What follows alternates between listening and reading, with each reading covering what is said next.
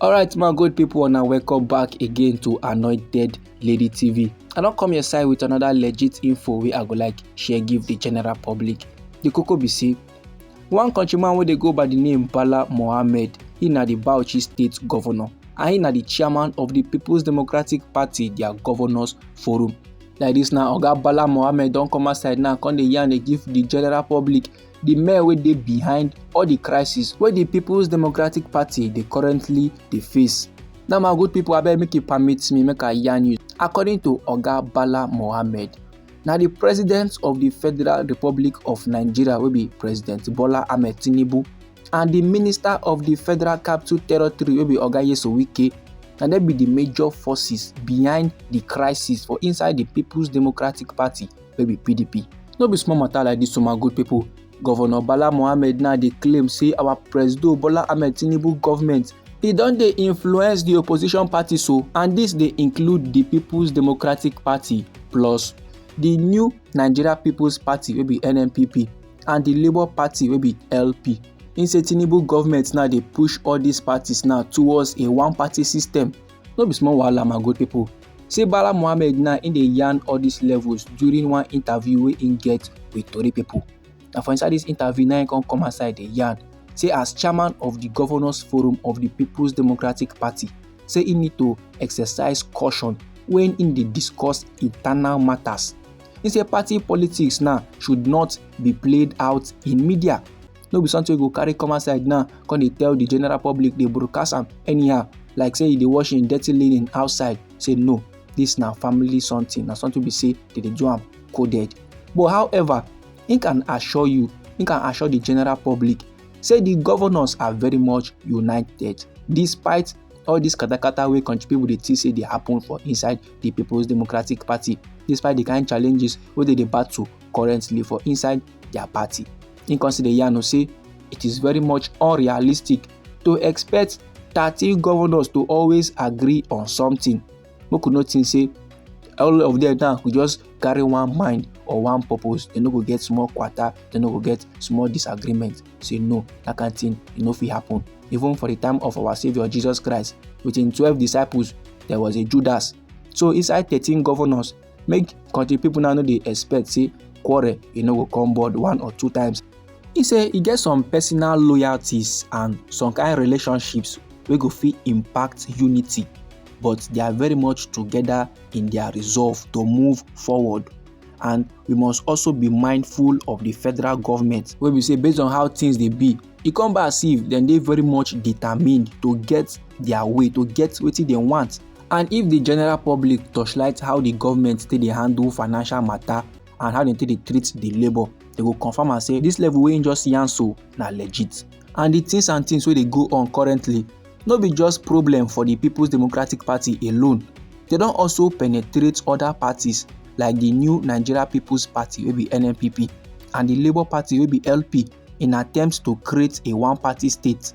And he consider yarn say the federal government then get all the resources wey they need at their side. That is, if na war like this, then get the kala, then get the ammunition. But the problem be say they can also get bad governance, and according to Balah Muhammed, he said this one now they give them advantage. No be small matter my good people. Say the Bauchi state governor now they use style they tell country people wetin dey sup for the party and wetin dey sup for inside the country Nigeria. For those people now we get ear, make them hear wetin the governor they try they talk. And in no end there, he can still put mouth on the PDP chairmanship issue where they involve Ambassador Umar Damagum and the National Working Committee. And he say like this now, he don't speak to the both side he don't speak to the National Working Committee and he don't still follow Umar Damagum relate. Why some people now they cause problem for the party, he say it is very much important to ask who they behind the problem. So like this now, the answer to who they behind the problem, now our president will be Bola Ahmed Tinubu and the minister of the Federal Capital Territory will be Oga RI0US. He say like this now, our president Tinubu they support RI0US. Now be Wike backbone. Now why Oga RI0US now they do wetin he go fit do for inside the People's Democratic Party and in the go scot free. Oga RI0US will be say he still be member of the People's Democratic Party while in the align with the All Progressive Congress. According to Oga Balah Muhammed, he said this situation it is very much unusual. but na so the reality e just be so. But im dey express im concern o. Im say as our presido now dey support Oga Nyesom Wike wey be member of the PDP while im dey work for the APC-led government, e no make sense.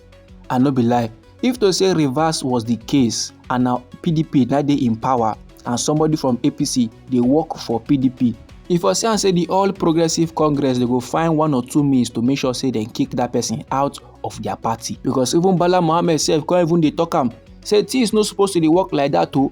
Person no suppose to dey for one party go dey work for another party. In line with natural justice, say e can only belong to one place. The Bauchi State Governor come dey yarn o say it's either you are cold or you are hot.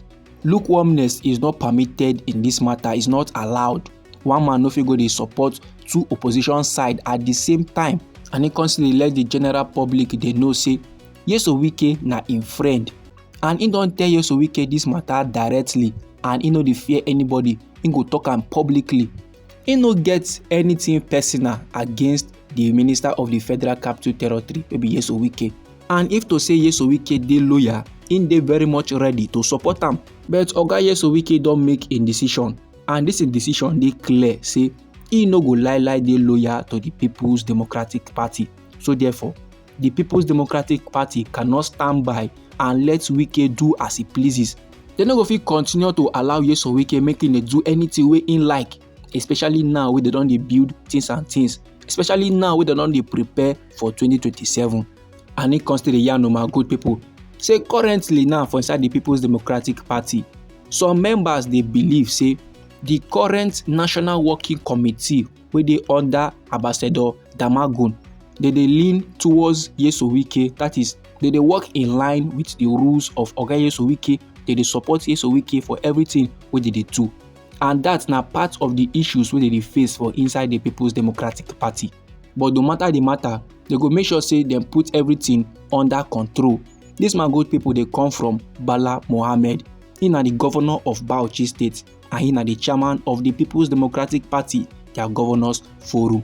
So like this now, countrymen no need to dey play the guess game, because Balah Muhammed he don come outside now come yarn give us the major forces wey dey behind the crisis for inside the PDP. This my good people na the informate wey I wan share give the general public. Anyhow the thing be you for body, feel free make it drop am inside our comment section. Now we be Anointed Lady TV. Now we dey give una legit information on the things and things wey dey happen for inside the nation Nigeria. So if you like this update and you go like to dey receive more, try make you subscribe to this channel and try make you put on the notification bell, so that as we dey bring the news dey come, na you go first receive the updates and you go get them sharp. And try make you dey share the news to your family and friends, so that them too they go know wetin dey happen for inside we country Nigeria. I dey come your side again with another legit intel for you my good people. Abeg, no go anywhere.